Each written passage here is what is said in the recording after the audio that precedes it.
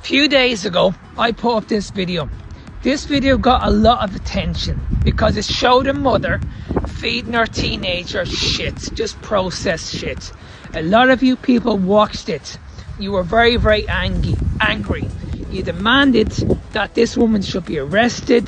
This is a form of child abuse. This is going to lead to diabetes. The child or the teenager is going to have a heart attack. Then I watched it, and then all I asked was a simple question. I just asked a simple question, and all I asked was this: is this woman entirely at fault here, or is this down to just the information that she's been given? Is the system failing her? I also said on the video that no matter what diet we're following, we should be removing processed food. And when it comes to us parents, yes, we have a massive responsibility when we're feeding our kids and our teenagers. I'm not going to argue with this at all. But what I am going to argue with is this. I believe that the people that we look up to on social media that give out this information about nutrition, I believe it's absolute fucking rubbish. And I believe you guys have a massive responsibility to explain to people what's optimal and what's not optimal. Because I'm never going to understand why we see eating sugar is acceptable. I'm never going to understand why we see no issues eating processed food, and this is perfectly normal, when there's a lot of people out there that are actually struggling at the moment. And we need to understand this, guys, okay? These people won't tell you this, but when it comes to sugar and processed food, I can tell you right now, there is zero nutritional value in these foods. And we wonder why so many of us are struggling at the moment. We watch these videos of these teenagers. They're getting bigger and bigger and bigger. They're struggling with their eating habits. Their hunger's out of control. And nobody understands why.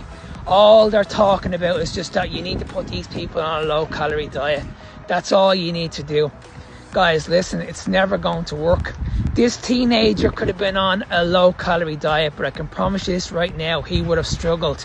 He would have struggled big time because that wasn't the issue for him. The issue for him was he's eating way too much fucking sugar. His blood sugars have been elevated on a regular basis, and this needs to be shut off. If he doesn't control his insulin levels, then he is not going to be able to drop the weight. And we need to understand that not everybody is the same. We're not all built the same way, guys.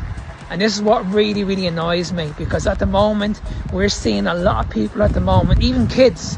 Kids are walking around with fatty liver disease at such a young age. And then we have morons on social media giving out this advice. A woman online is getting criticized for putting her 11-year-old daughter on Ozempic, but I actually think this is a pretty good idea. Let me explain. Childhood obesity is at an all-time high. We have overweight kids, so how do we fix that? Option number one, we tell them they're fat and need to lose weight. Okay, congrats. We now just got an 11-year-old obsessed with counting calories and watching everything they eat, and they also have body image issues because we put them on a diet. Do you know how damaging it is to get a child obsessed with calorie counting? This is trauma that they are going to carry with themselves for the rest of their life. Or option number two, we can give them a shot every week or so that just doesn't make them hungry and they naturally lose weight. Naturally in the sense that they're just not eating as much because they're not as hungry. A lot of people don't know this, but Wegovy is actually approved for everyone who is above 12 years old. Now going back to the original case, I don't think this girl was a prime candidate for Ozempic because she wasn't even that overweight. It's extremely common for kids to have like a pudgy upbringing or an awkward fat phase before they hit puberty, but a lot of times it naturally goes away by the time they reach adulthood. But would I put my theoretical kids on Ozempic? Absolutely not. I would exhaust every single option before I get there. But for those parents who have tried every single option,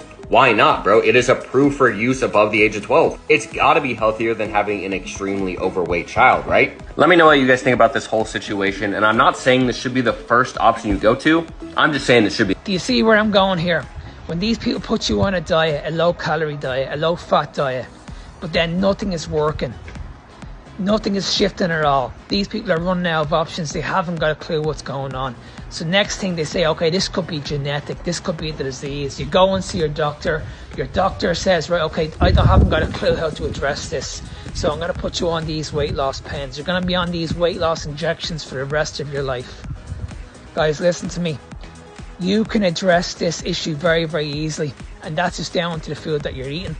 And this is why we need to move away from calories. We need to focus on the type of food that you're eating. Now, if you guys are eating foods and it's going to impact your blood sugar, you guys are going to struggle. It's only a matter of time. You're going to lose the weight, but more than likely you're going to put the weight back on. And you're not just going to put the weight back on. As I said, you guys could become pre-diabetic, or other diseases could come along also. You need to start questioning, guys, what the fuck is going on. And I'm going to tell you exactly what's going on. It's very, very simple. We've been listening to these people for far too long now. It's not working. You guys can't keep on going back to these people all the time and being on these low calorie diets. If they didn't work at the beginning, then they're not going to work now. You need to look at a different option. And this is the problem. You guys are going back to these people over and over and over again because you're convinced that a calorie deficit is all you need to do. It has nothing to do with the food that you're eating. Guys, it has everything to do with the food that you're eating. Okay, like I said, there's no nutritional value in eating carbohydrates or sugars. Okay, plain and simple. And if you have too much sugar in the body, it will impact the body the exact same way. You need to remove the sugar. Everybody is suffering at the moment with their health. Everybody. Every second person you look at the moment is struggling. And every time I talk to these people say to me, Mark, I'm healthy, I just need to lose the weight. But then when I sit down and have a chat with these people say to me, but I'm on this medication, I'm on that medication. A lot of people will say to me, I've lost the weight in the past, but I became pre-diabetic.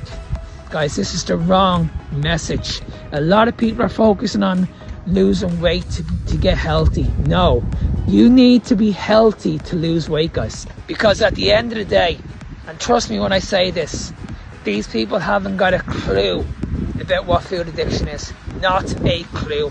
These people not only know one thing and one thing only, and that's to put you guys on a low calorie diet. Everything is based on the law of thermodynamics. Every time I have this conversation with these experts, this is all that comes up. But like I said, guys, the type of food that you're eating, it matters, okay? The body does not run off calories. The body runs off hormones. When you're able to control your hormones, in particular your insulin levels and your leptin levels, and I can promise you right now, your health is going to improve. And when it comes to weight loss, it's going to be so much easier going forward.